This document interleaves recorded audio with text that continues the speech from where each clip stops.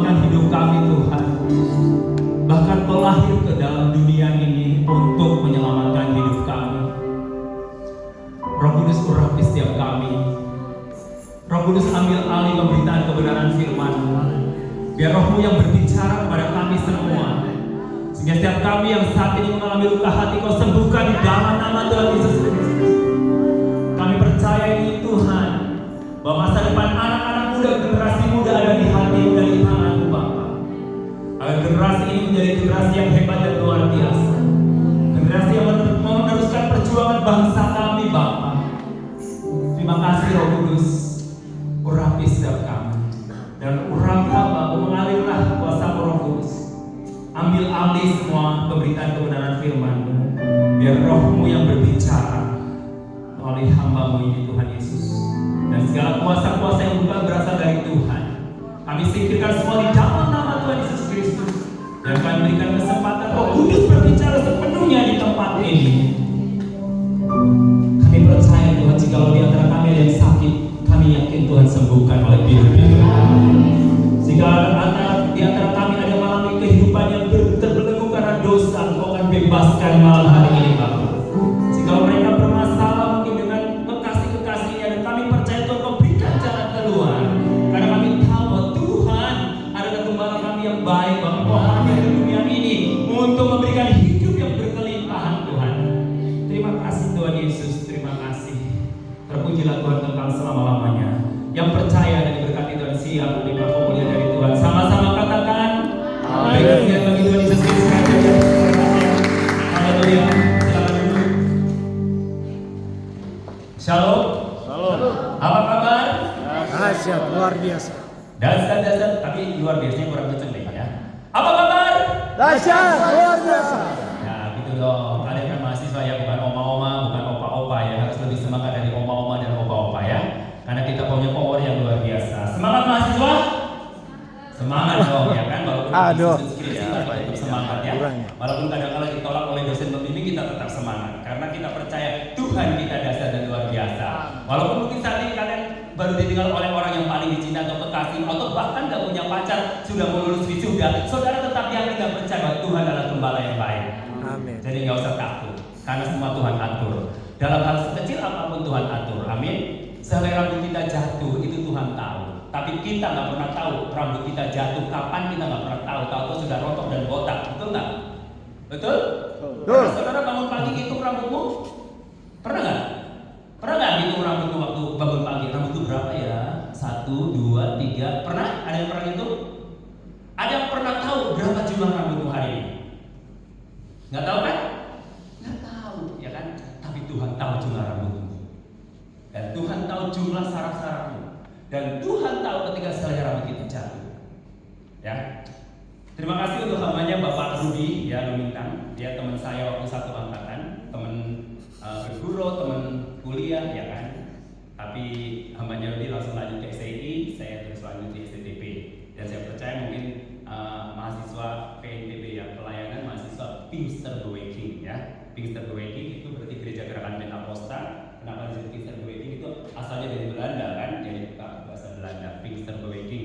Nah itu artinya apa ya? Pinksterbeweking apa? Kegerakan Roh Kudus sebenarnya. Gereja Gerakan Pentakosta berarti gereja kegerakan kuasa Roh Kudus. Ingat Pentakosta, ketika kejadian Pentakosta itu ya di loteng Yerusalem itu ya, ketika jemaat mula-mula berdoa sehati sepikir minta kepada Tuhan supaya terjadi lawatan Tuhan, dan hari itu juga dilawat oleh Tuhan. Dan itulah ciri khas gereja Gerakan Pentakosta. Jadi ketika gereja Gerakan Pentakosta menolak kuasa Roh Kudus, harus tanda tanya, apakah masih Pinksterbeweking asli atau tidak? Jadi keaslian Pinksterbeweking bukan karena nggak begini begitu, bukan saudara. Ketika kita mengasihi Pinksterbeweking berarti masih mengandalkan kuasa Roh Kudus dalam kehidupan kita, dan termasuk mahasiswa belajar juga harus mengandalkan kuasa Roh Kudus. Karena kegerakan Roh Kudus itu bukan hanya terjadi dalam gereja, tapi kegerakan Roh Kudus itu juga terjadi dalam kampus-kampusmu. Amin. Dan ketika kau bergerak bersama tuntunan Roh Kudus, dan jangan sampai keliru, jangan sampai salah. Dan kita harus tahu kemana Tuhan itu bergerak. Kalau Tuhan bergerak ke barat, kita harus ikutin kegerakannya Tuhan. Tapi kalau Tuhan bergerak ke barat, kita ke timur, kita akan bertentangan dengan Tuhan. Akhirnya kita akan hidupnya kacau, hidupnya frustasi, stres, depresi ya. Kalau kita dengarkan kesaksian dari Angki tadi, luar biasa. Di tengah-tengah kesunyian, di tengah-tengah mungkin kegalauan ketika tidak ada siapapun yang ada di sekelilingnya, yang ada hanyalah bongkahan-bongkahan es di sekitarnya, saudaraku. Dan mungkin membuat orang itu bisa stres, depresi. Mungkin memang pekerjaannya bagus, luar biasa, tapi tantangannya juga luar biasa. Nah, saudaraku, kenapa dia bisa survive? Kenapa Angki bisa survive? Karena dia mengandalkan Tuhan. Alkitab berkata, diberkatilah orang yang mengandalkan Tuhan dan tertutuplah orang yang mengandalkan manusia. Dimanapun dan siapapun itu berlaku untuk semua orang, baik anak-anak, anak muda, mahasiswa, dan juga orang tua. Dan firman Tuhan itu berlaku untuk semua orang. Jadi kalau kita mengandalkan manusia, hidupnya akan tertutup. Gampang kan? Tapi kalau mengandalkan Tuhan, hidupnya akan diberkati dimanapun saja berada. Mungkin anak-anak mahasiswa ya, apalagi yang kos ya kan, udah akhir bulan mau awal bulan belum terima kiriman dari papa mama, mungkin telat karena papa mamanya belum panen cengkeh atau belum panen kopi atau belum ada uang, batang ikan dan lain sebagainya. Kalau yang ASN mungkin setiap bulan itu ada gaji kirim buat kalian. Tapi kalau mungkin tiba-tiba belum ada, saudaraku, anak-anakku, dan percaya bahwa Tuhan tidak pernah meninggalkan kita. Ya, kuncinya kalau kita mengandalkan Tuhan. Dan tema hari ini diberikan tema apa? Gift of love and salvation. Jadi berikanlah kasih. Kasih itu memang sudah diberikan oleh Tuhan Yesus Kristus. Kenapa sampai Yesus lahir? Karena dia cinta saya dan saudara. Yesus lahir karena dia cinta sama saya dan saudara. Ngapain Yesus lahir? Hanya untuk datang menyelamatkan saya dan saudara. Siapakah kita ini sampai dia mau rela lahir buat kita ke dalam dunia ini? Apakah kita orang yang hebat? Orang yang top? Orang yang keren? Enggak, kita kan diciptakan dari debu tanah, ya kan, dari tanah liat, dan kemudian dihembuskan oleh nafasnya Tuhan dan hidup, ya. Ada yang hitam, ya kan, ada yang keriting, ada yang putih, ada yang kuning, ada mata singit, ada mata belok, ya kan. Tapi semuanya Tuhan itu lahir untuk semua suku bangsa, termasuk orang Manado, orang Papua, orang Sunda, orang Jawa, orang China, dan di seluruh suku bangsa di dunia ini. Dia datang untuk saya dan saudara. Dan karena dia terlalu cinta buat saya dan saudara. Kenapa sampai dia mau lahir? Karena dia terlalu cinta. Dia tidak menghendaki satu pun di antara kita itu binasa. Maka dia lahir tujuannya satu, supaya kita semua diselamatkan. Mari kita buka Alkitab kita Yohanes 3:16. Yohanes 3:16 berkata demikian. Kita udah hafal ya ayat ini, sering dibacakan di Natal, mungkin di Paskah juga dibacakan ya. Bahkan anak-anak sekolah ini sudah hafal ya dengan ayat ini. Oke, kita bangkit diri semua, kita akan baca Yohanes 3:16.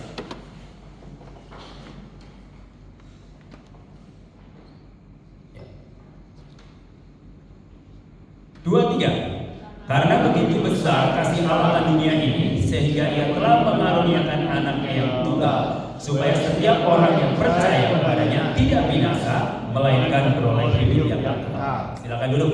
Berbahagialah orang yang membaca dan merenungkan firman Tuhan siang dan malam, dan terlebih berbahagia lagi adalah orang yang melakukan firman Tuhan siang dan malam. Jadi firman Tuhan ini bukan hanya sekedar dihafal ya, dihafal atau direnungkan, tapi yang paling penting adalah dilakukan. Nah, logosnya adalah karena besar kasih Allah akan dunia ini, sehingga Ia mengaruniakan anak yang tunggal, supaya setiap orang yang percaya kepadanya tidak binasa, melainkan beroleh hidup yang kekal. Nah, remanya apa? Ya kan? Ini logos bicara kebenaran firman Tuhan. Dan rema itu adalah apa yang telah disampaikan oleh logos, dan kita harus masuk ke dalam kehidupan kita. Yaitu remanya apa? Yaitu kita menimba kasih Tuhan, meresponi kasih Tuhan. Karena tidak semua orang itu meresponi kasih Tuhan. Contohnya, kalau saudara tinggal di perumahan, mungkin ada penjual gohu, ya kan, bisa di perumahan. Gohu, ya kan. Nah, tukang gohu itu pilih-pilih nggak?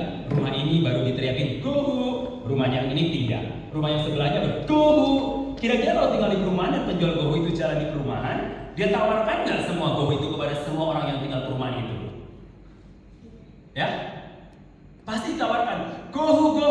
Rumah blok A, blok B, blok C, dia akan mendengarkan. Apakah setiap blok atau setiap rumah, setiap keluarga itu akan memberi gohu?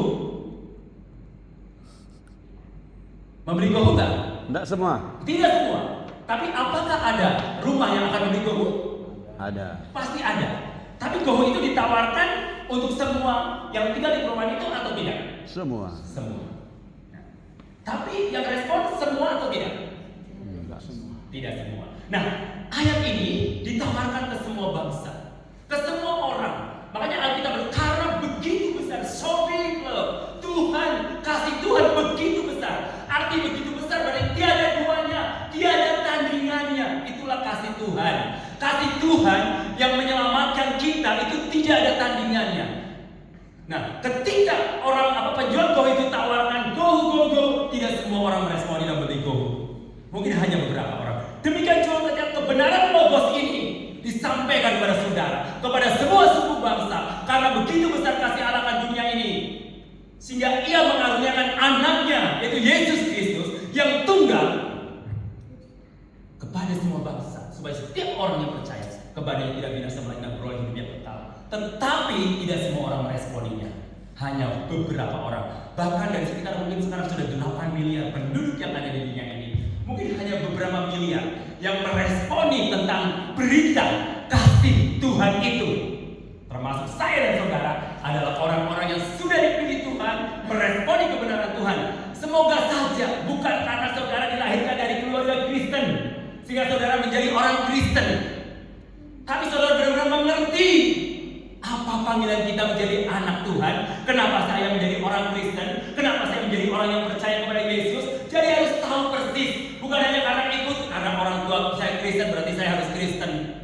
Tetapi coba bayangkan kalau saudara tidak, orang tuanya tidak Kristen, apakah saudara menjadi orang yang percaya kepada Yesus? Saudara bertanya seperti itu. Tapi saudara, saya yakin, saya bukan dilahirkan dari keluarga Kristen, tapi saya percaya kepada Tuhan Yesus Kristus sekitar usia 18 tahun. Dan kenapa saya pilih itu? Karena saya tahu Dia adalah juru selamat saya. Akulah jalan kebenaran dan hidup. Tidak ada seorang pun yang datang kepada Bapa kalau tidak melalui aku. Dialah jembatan, jalan untuk menuju surga. Karena saya percaya ketika saya mengambil keputusan menerima Yesus Kristus sebagai Tuhan dan juru selamat saya, dan saya pasti tidak akan binasa. Pasti saya beroleh hidup yang kekal. Itu yang menjadi jaminan kenapa saya menjadi orang Kristen. Demikian juga saya berharap saudara-saudara yang sudah lahir dari keluarga Kristen, saudara punya iman yang teguh dan percaya bahwa engkau menjadi orang yang percaya Yesus bukan karena keluargamu, tapi karena saudara mengambil keputusan percaya Yesus, karena Yesus adalah satu-satunya Tuhan dan juru selamatmu. Amin. Itu yang paling penting. Sehingga tidak ada kabar ketika engkau belum punya pasangan, dan ketika engkau diraih oleh pasangan yang tidak seiman, kau rela korbankan imannya, korbankan segalanya untuk mendapatkan sebuah pasangan. Itu sangat rugi sekali.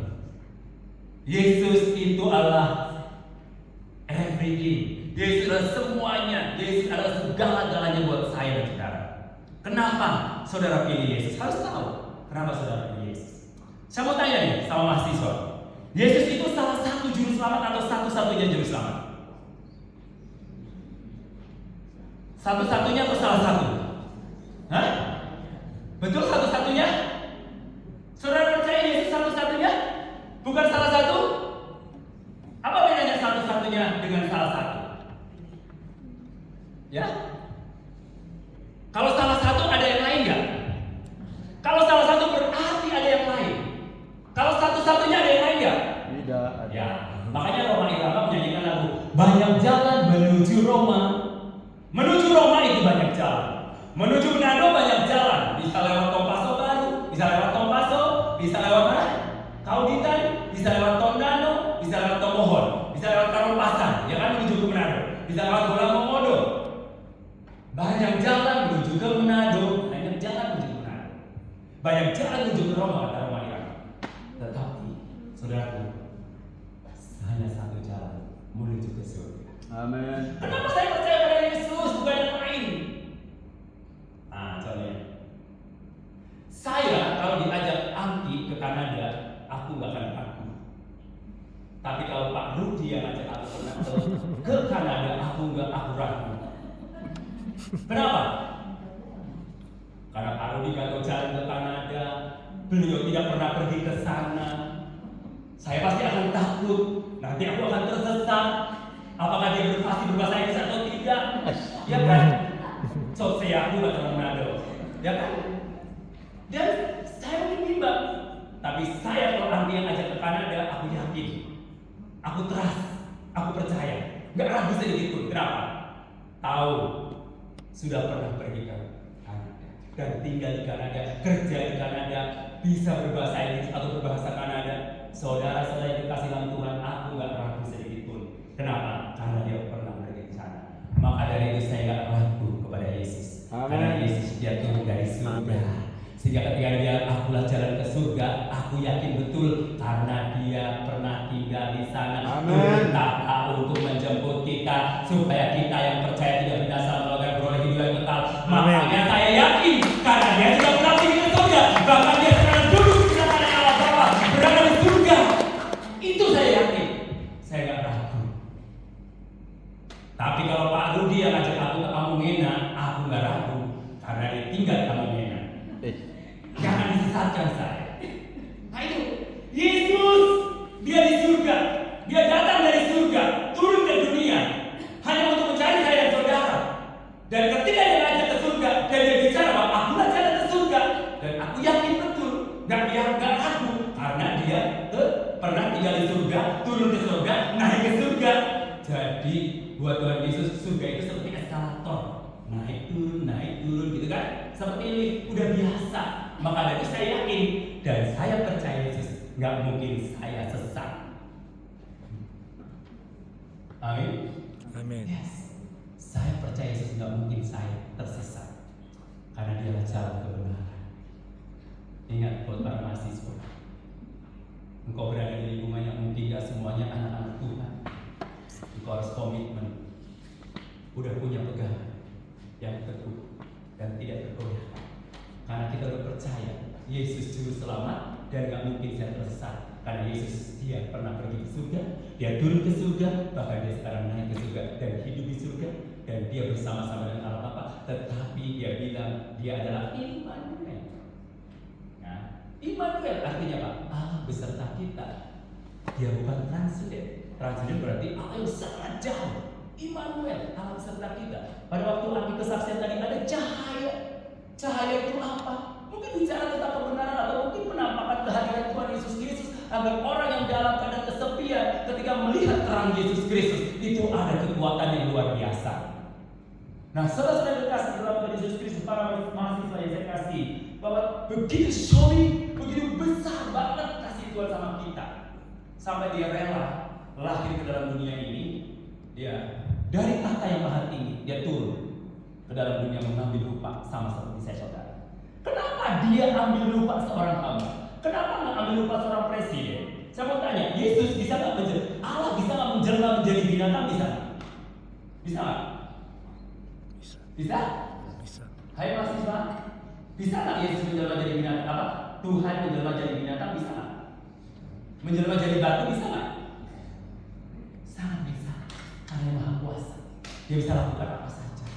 Tapi Tuhan punya goal. Gak sembarangan mau menjelma. Kenapa menjelma menjadi manusia?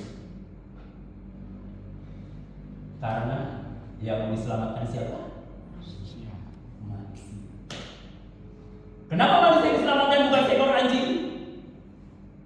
Kalau seekor anjing diselamatkan nanti orang Manado nggak makan kewe.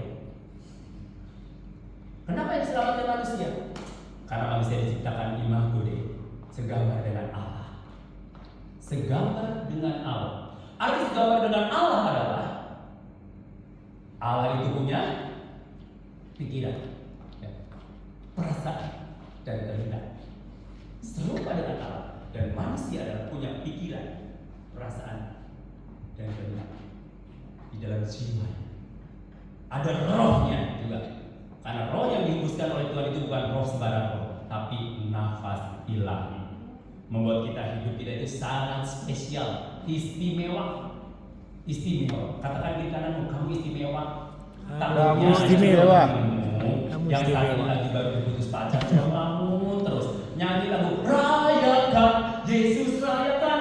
Orang udah semangat, yang baru putus pacar, apa jadi dirayain? Mau baru putus pacar, mau Natal, aku gandengan sama siapa ini? Udah mau Natal tapi gak punya pacar, gitu kan? Melamun, sedih, stres, ya kan? Gak usah khawatir. Amin. Kan tinggal nyalain ini, gading aja. Terus Yesus terang dunia, gitu nyanyi kan? Ya. Apalagi kalau kita lihat kasus-kasus sekarang ini, banyak mahasiswa depresi, bunuh diri. Ya, tidak sedikit kan? Ada salah satu jembatan di Malang, itu kan jembatan penghubung, ada salah satu di situ. Ada orang yang suka bunuh diri di situ. Nah, kenapa dia mengambil keputusan untuk bunuh diri? Karena dia tidak tahu siapa dirinya sebenarnya, dan dia belum mengenal siapa Tuhan yang dia sembah. Kalau dia tahu mengenal Tuhan yang dia sembah, dia tidak akan bunuh diri. Kalau kita tahu mengenal Tuhan Yesus Kristus, kita kenal Dia, pasti nggak akan bunuh diri. Kenal dengan tahu beda nggak? Kamu tahu saya? Tahu nggak? Ada yang tahu? Mungkin beberapa anaknya teman saya tahu. Tapi kenal nggak saya? Kamu anaknya Pak Joni ya, teman saya. Kamu tahu saya? Tapi kenal nggak? Saya tahu Presiden Jokowi. Aku kenal dia nggak? Kenal nggak? Nggak kenal. Nah, Jokowi kenal nggak kita? Kenal nggak? Jadi beda nggak? Tahu sama kenal ya? Tahu sama kenal beda ya? Aku tahu Jokowi presiden saya, tapi apa Jokowi nggak kenal saya? Hanya tahu saya tahu Jokowi. Jokowi nggak tahu saya, nggak kenal saya juga. Mau saya nggak kemana di FB kok? Saya cuma followernya Jokowi Instagram. Dia nggak follow back. Mana dia? Ya kan? Coba kalau di follow back, pasti dia berarti kenal saya, ya kan? Coba kalau saudara follow Jokowi terus di follow back, gimana perasaannya? Baru di follow back sama ini, udah seneng banget, apalagi Jokowi, ya kan? Kenapa para selebritis nggak mau follow back kita? Kalau kita follow, siapa yang follow selebritis di sini? IG-nya, Instagram, ada? Di follow back nggak? Kenapa nggak di follow back? Anda tahu Akmo, tahu nggak? Tapi kenal nggak? Akmo kenal kamu nggak? Makanya kalau follow, lo nggak di follow back. Kasihan deh lo. Karena hanya tahu, Akmo nggak kenal kita, ya kan? Kita kagum dengan dia. Nah, kalau tahu hanya sekedar tahu. Kalau kenal itu lebih dari tahu. Makanya kita harus bukannya sekedar tahu Tuhan Yesus, tapi kita follow Yesus di Instagram. Yesus sayang, Yesus nggak bisa Instagram ya. Coba Yesus terakhir zaman kekinian atau generasi dia udah ada FB, ya kan? Terus ada Instagram, ada TikTok, ya kan? Lucu kali ya kalau Yesus main TikTok ya, goyang-goyang panjang ya. Cuma sayang Yesus nggak zaman hari ini ya kan? Lahirnya ya. Lahirnya zaman 2000 tahun yang lalu belum ada TikTok, Instagram, FB. Coba kalau ada FB, Yesus kira-kira ada FB nggak ya? Pasti ada karena dia gaul, ya kan? Pasti ada IG juga, nggak mungkin karena dia pasti terbuka dengan kecanggihan. Nah, saudaraku, meskipun Yesus nggak ada Instagram, nggak ada Facebook, nggak ada TikTok, nggak ada YouTube, tapi Yesus kenal kita. Karena kita kenal dia. Jadi jangan cuma sekedar tahu, kita harus kenal. Aku rindu mengenalmu secara pribadi. Keren ya?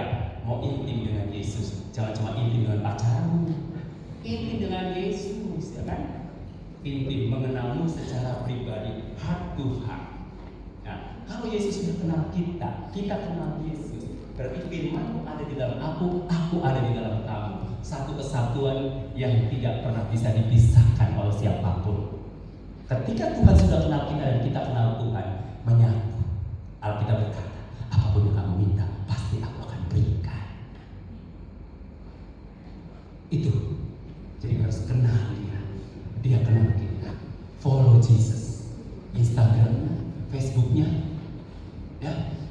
Yesus mungkin gak punya itu, tapi Yesus iman. Dia beserta.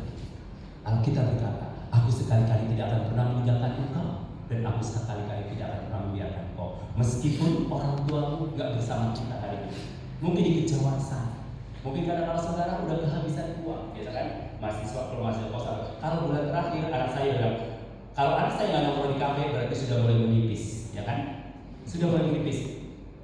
Ya kalau udah bulan tanggal 25 berarti udah menipis. Saya suka tanya, "Loh, kenapa kayak kamu nggak nongkrong di kafe untuk bikin tugas Kan anak saya itu suka bikin tugasnya di kafe, katanya cemerlang idenya kalau di kafe. Kalau aku beda, di tempat kesunyian gitu loh. Tapi anak saya enggak, mau rame orang biar kita bikin tugas ya kan. Saya bilang, kenapa kamu gak di kafe?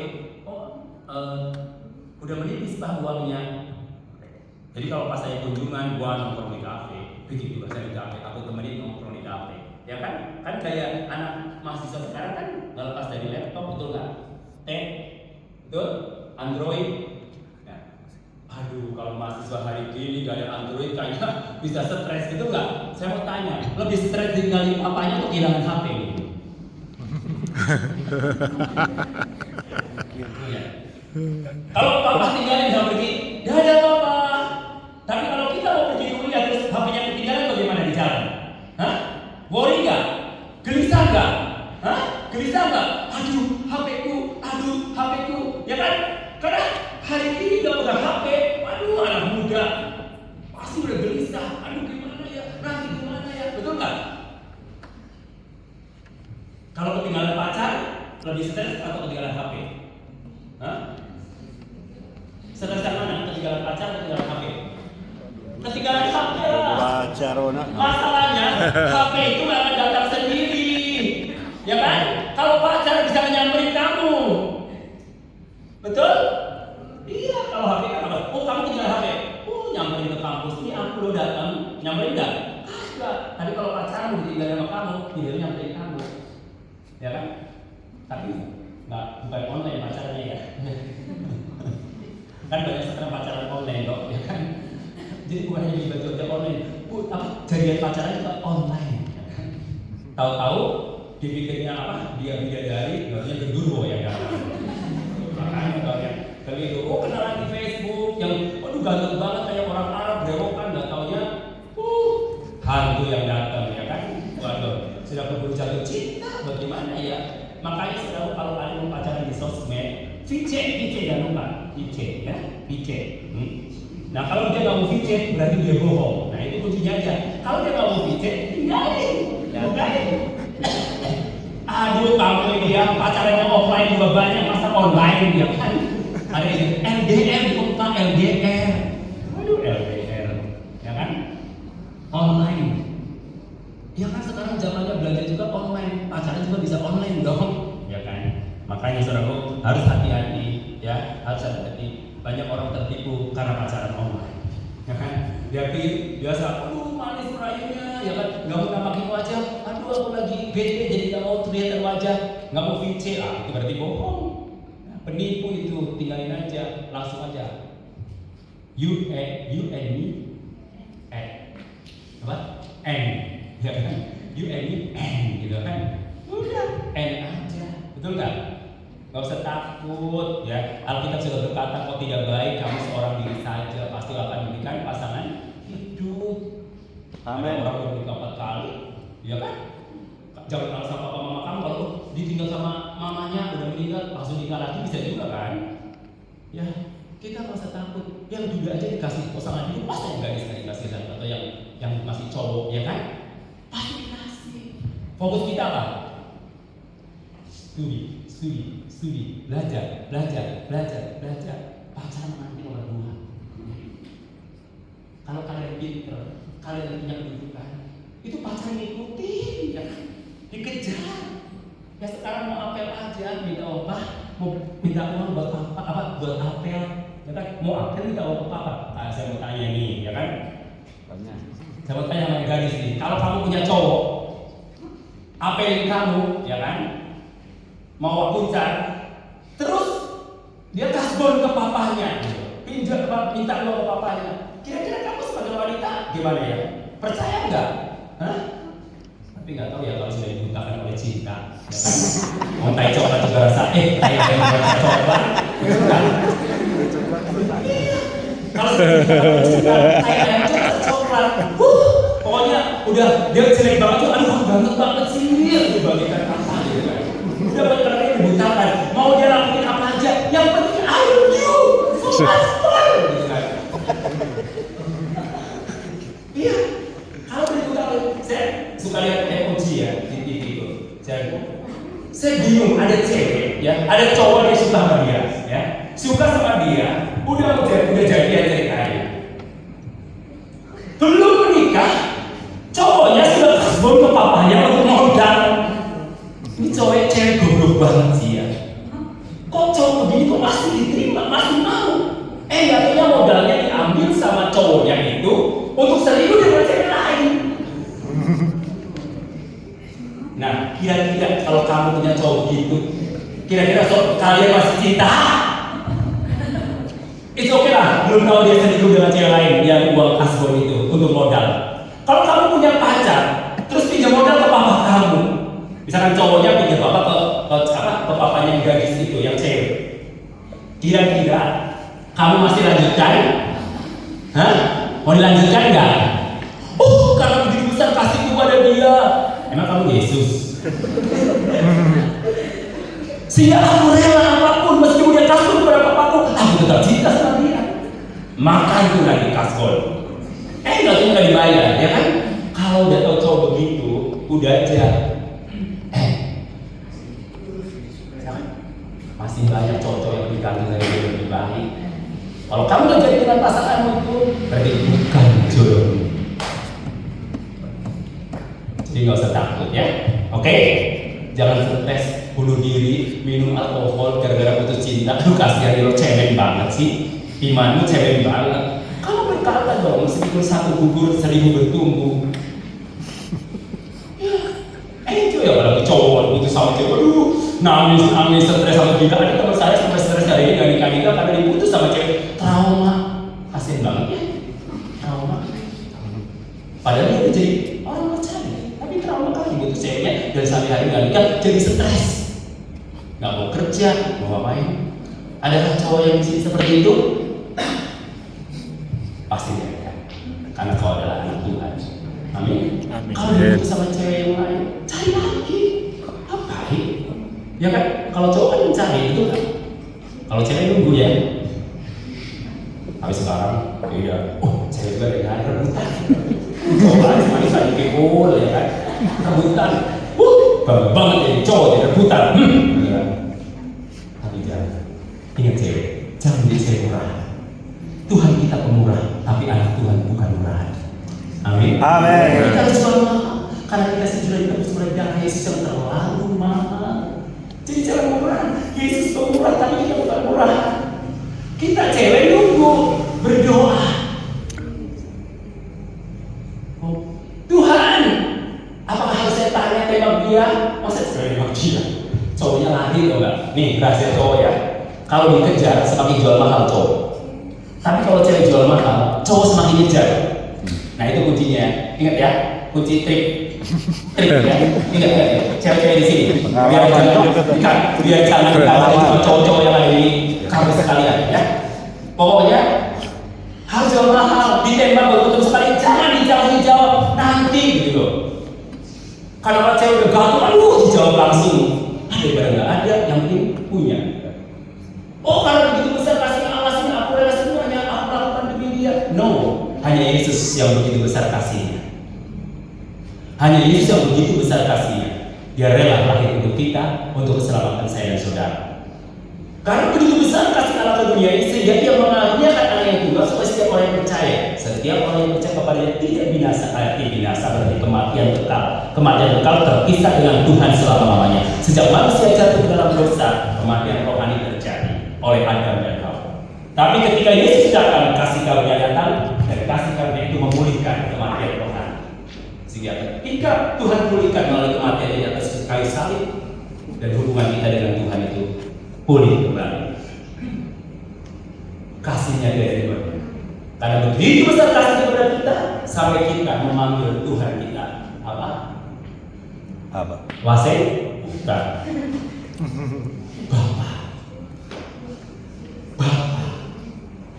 Bapa. Ya. Begitu dekat hubungan kita dengan Tuhan, Immanuel, Allah beserta kita, maka panggil dia Bapa, orang tua kita. Ketika kau punya masalah, mungkin orang tua nggak mendengarmu, kamu punya Bapa di surga. Dia mau mendengarkan keluh kesah kita dan curhatan kita. Ingat, Tuhan, Yeremia 2:33 dikatakan, berserulah kepadaku maka ia akan mendengarkan aku. Artinya gini loh, Dia teman curhat kita. Kalau kamu punya masalah, curhat sama Tuhan. Kalau curhat sama orang lain, masalahmu bisa seluruh dunia tahu. Jangan pasang di status sosmed, ya kan? Di Facebook dipasang, ya kan, baru putus cinta, ya kan? Dipasang statusnya, ya kan? Paling diketawain sama teman-temanmu. Pernah ada yang pasang status, hati senang apa? Aku tetap bahagia kok walaupun nggak punya uang. Itu status hoax atau nyata? Hah? Status hoax atau nyata? Aku tetap bahagia meskipun nggak punya uang. Status hoax atau nyata? Terus di komen dong sama temen aku. Aku doakan ya supaya kamu selamanya tetap bahagia. Ngamuk dia. Berarti kamu doakan saya supaya saya tidak punya uang terus. Kamu pasang status. Aku tetap bahagia meskipun aku nggak punya uang. Hati senang walaupun nggak ada uang. Oh. Nah, kira-kira itu lagunya bener nggak zaman sekarang? Itu hoax atau realita? Hoax atau realita? Hoax. Coba kalau kamu nggak punya uang waktu di kampus, mau apa? Mau makan Indomie udah nggak ada. Kira-kira seneng nggak? Seneng nggak? Sedih, melamun, stres ya kan? Tapi tenang. Tenang, Yesus ada di sini. Yesus bersama dengan kita. Dia Immanuel. Curhatlah sama Tuhan. Pasti Tuhan dengar. Tadi ada cerita apa? Aku tadi rasa-rasa lucu ya. Saya tadi datang jam 4. Gue pikir undangan jam 4. Biasa ini hambanya menyesatkan saya.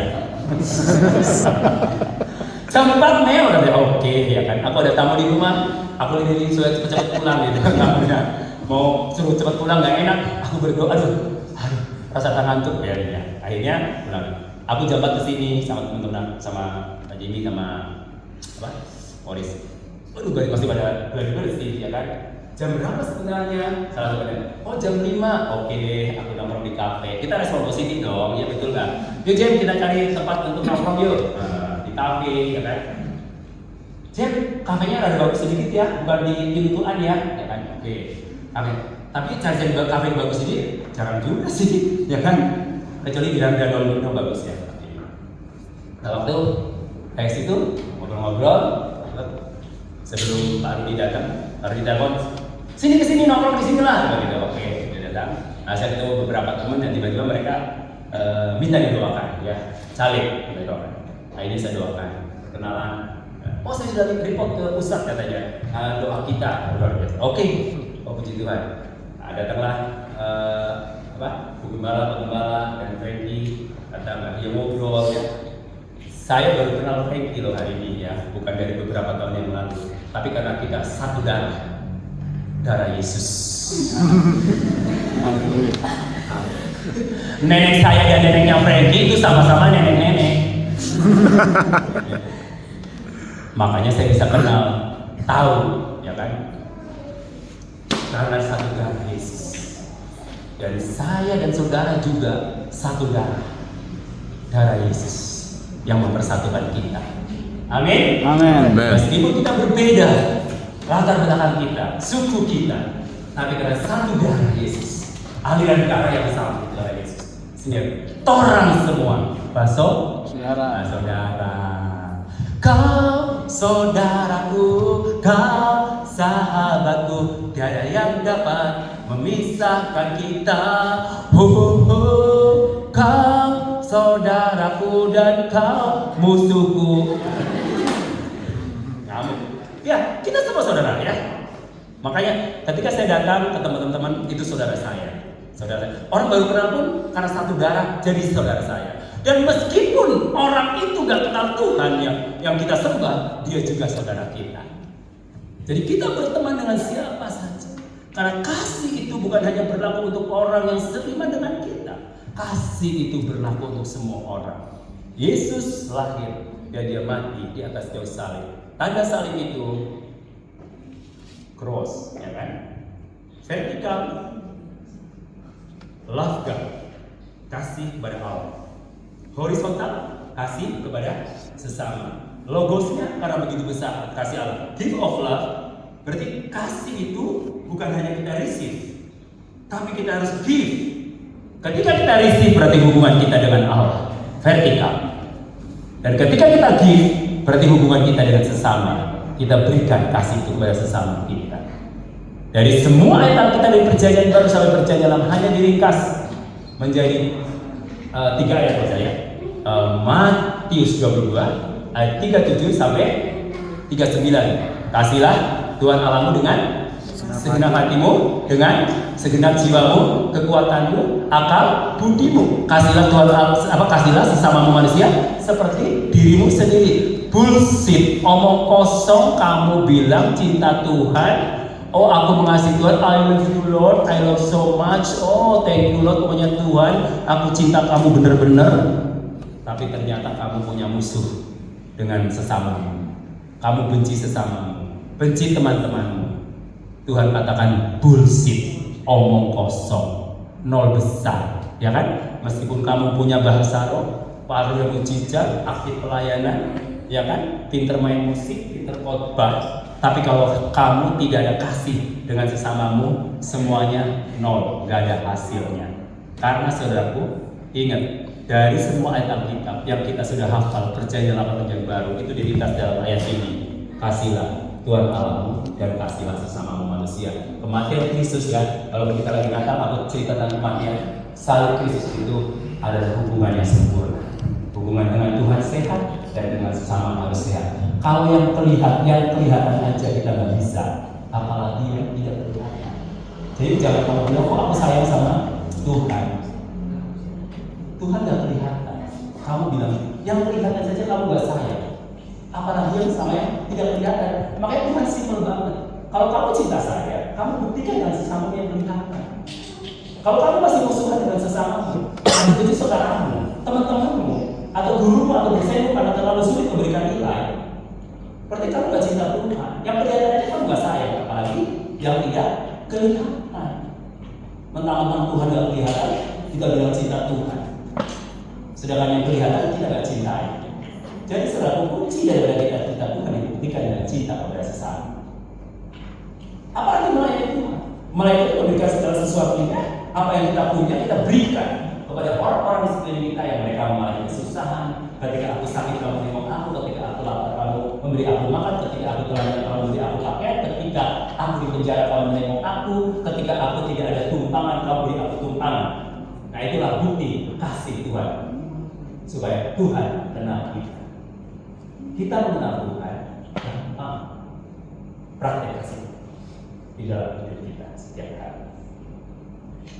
Ketika kau sudah lakukan itu, berarti engkau sudah merelakan kasih itu di dalam hidup kita dan kepada sesama kita. Begitu besar kasih itu di hadapan kita. Alkitab berkata, pencuri datang untuk mencuri, membunuh dan membinasakan. Tapi aku datang untuk memberikan hidup yang berkelimpahan. Kenapa Yesus datang? Dia datang supaya kita hidup dalam kelimpahan. Mungkin banyak orang berpikir kelimpahan itu dari segi materi saja. Oh, kalau dia punya mobil, punya rumah mewah, berarti dia orang yang sukses. Oh, kalau dia nggak punya apa-apa, atau mungkin punya cuma rumah doang, nggak punya mobil, naik sepeda motor, berarti masih belum sukses. Ingat, arti kelimpahan itu apa? Luas. Kelimpahan itu, it's okay, itu materi. Mungkin dunia melihat bahwa kelimpahan itu selalu dilihat dari materi. Tapi yang Tuhan maksudnya jauh lebih luas dari situ. Kelimpahan bukan hanya dari segi materi saja, tapi dari spiritual, rohani kita. Kelimpahan kasih, sukacita, damai sejahtera. Ada orang yang banyak harta, dia nggak ada damai sejahtera. Buktinya banyak selebritis bunuh diri karena bingung hartanya terlalu banyak. Ada orang yang mungkin pas-pasan hidupnya, tapi dia tetap sukacita. Dia bertahan hidup dan bahkan sampai dipanggil oleh Tuhan. Jadi yang dimaksud oleh Tuhan begini, pencuri adalah untuk mencuri. Siapa itu pencuri? Pencuri adalah kuasa kegelapan, iblis. Untuk apa? Mencuri, membunuh dan membinasakan. Dia nggak suka anak muda itu dekat sama Tuhan. Dia nggak suka anak muda itu taat pada perbedaan firman Allah. Dia mau curi dengan apa? Free sex. Dengan apa? Narkoba. Dengan apa?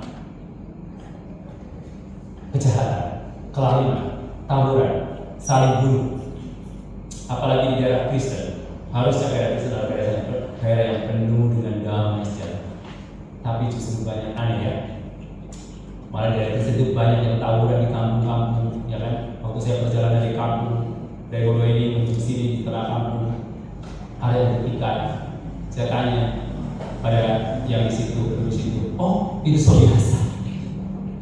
Daerah Kristen loh, ya kan? Itu katanya, oh itu so biasa, sudah biasa.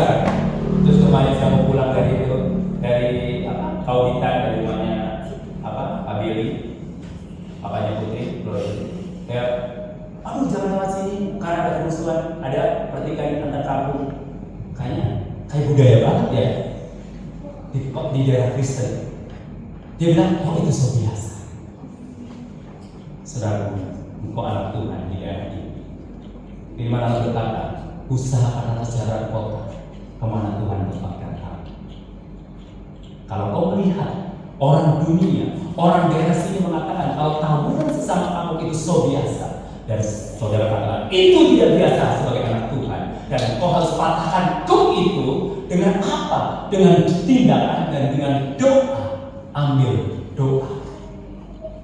Bukan hanya sekedar ibadah, tapi tidak pernah berdoa untuk daerah di mana engkau berada. Dan ketika engkau mengadopsi daerah itu dan engkau berdoa untuk kota itu, dan saya ingin terjadi transformasi daerah itu. Yang tadinya mungkin tawuran, yang tadinya banyak pemabuk, banyak pembunuhan. Ketika engkau masuk ke daerah itu, kau doakan dan terjadi transformasi dan lawatan Tuhan dan kebangunan rohani terjadi, sehingga tidak ada pertikaian di antara mereka. Tidak ada orang-orang yang mabuk di sekitar kita. Pembunuhan. Karena ketika transformasi terjadi, kasih Tuhan melanda umatnya, terobosan demi terobosan akan terjadi. Kota yang tadinya jahat menjadi kota yang baik. Kota yang tadinya tidak aman menjadi kota yang aman. Kota yang tadinya gersang menjadi kota yang subur dan berkati Tuhan. Karena Tuhan sanggup mengubah padang gurun menjadi taman Eden. Kasihnya bukan hanya untuk menyelamatkan kita, tapi Dia juga memberikan bonus buat kita. Alkitab berkata, carilah dahulu kerajaan Allah dan kebenarannya, maka semuanya itu akan ditambahkan kepadamu. Para mahasiswa, saudara-saudara dalam Tuhan, saudara, jangan takut engkau menghadapi ujian sidang menjadi perkuliahan saudara, tugas-tugasmu. Percayakan kepada Tuhan Yesus Kristus, tapi bukan berarti kamu cuma percaya Roh Kudus nggak belajar. Ingat, belajar, ya kan? Harus belajar. Jadi harus doa dan belajar. Jangan kok udah berdoa kok, nanti kan mungkin tiba-tiba ada yang ngirim jawaban gitu. Kalau bukan belajar, no. Tuhan Yesus tidak mengajarkan kita malas. Tuhan Yesus selalu mengajarkan kita untuk hidup rajin. Ya, barang siapa yang tidak bekerja, janganlah dia makan. Barang siapa yang tidak belajar, janganlah dia memperoleh nilai yang bagus. Kecuali nyontek, ya. Apalagi sekarang gampang ya, ujiannya enak, ujiannya online, tinggal Google cari, jawabannya muncul. Nilai A, Google, ya kan gampang tuh sekarang. Kalau saudara senang ujiannya online atau offline?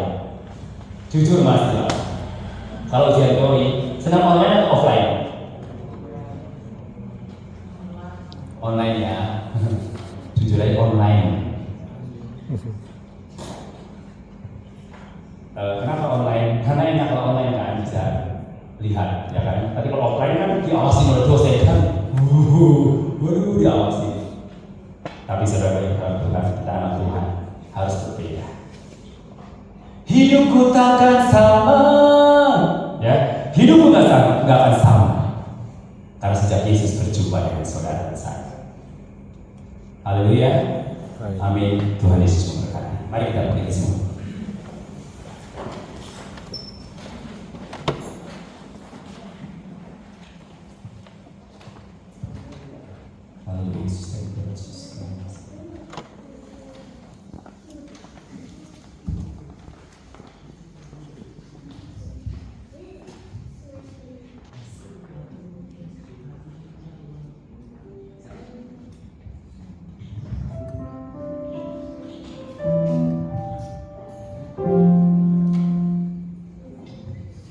Mungkin saudara saat ini banyak pergumulan dalam perkuliahan